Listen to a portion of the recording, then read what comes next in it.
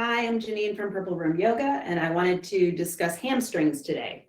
What they are, how they get tight, how they cause problems, and how to stretch them. So the hamstrings are a group of 3 muscles that attach to the sit bones right at the base of the pelvis to the back of the tibia, which is the shin bone.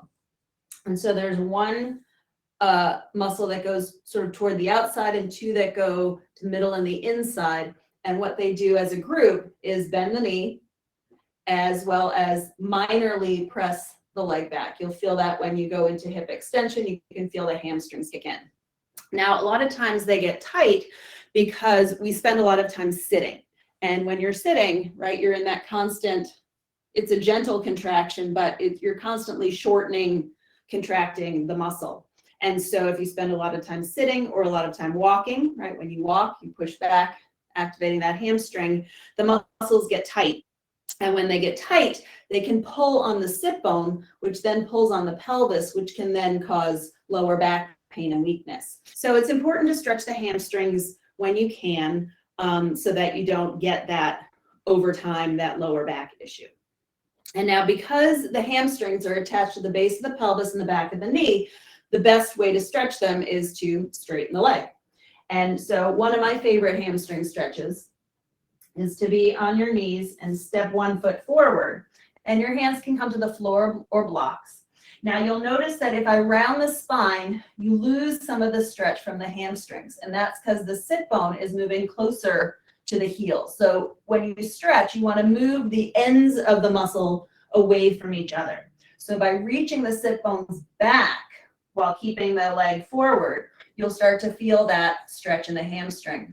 And now if coming to the floor is hard, you can also place your foot on something, a stool or a chair, and tip forward with a flat back.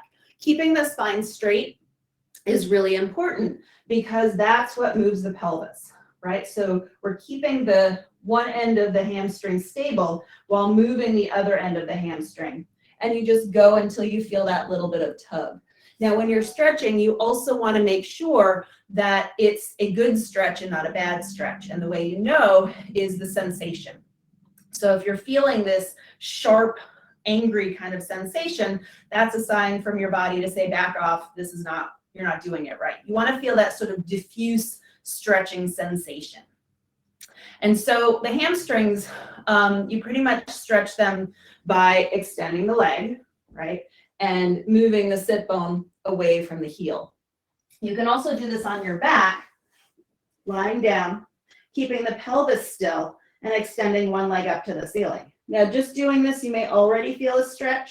Maybe you draw the leg in using your hands. You can also use a strap or a towel around the ball of the foot and gently pull it in, making sure not to flatten the lower back on the floor. Because if you do that, again, you're curling the sit bone closer to the heel versus the sit bone dropping and then keeping the pelvis stable while moving the leg.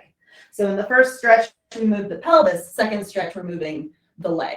So that's pretty much it. All other hamstring stretches are just sort of variations on that theme. The hamstrings are not very complicated. They have very few actions. And so see what you do.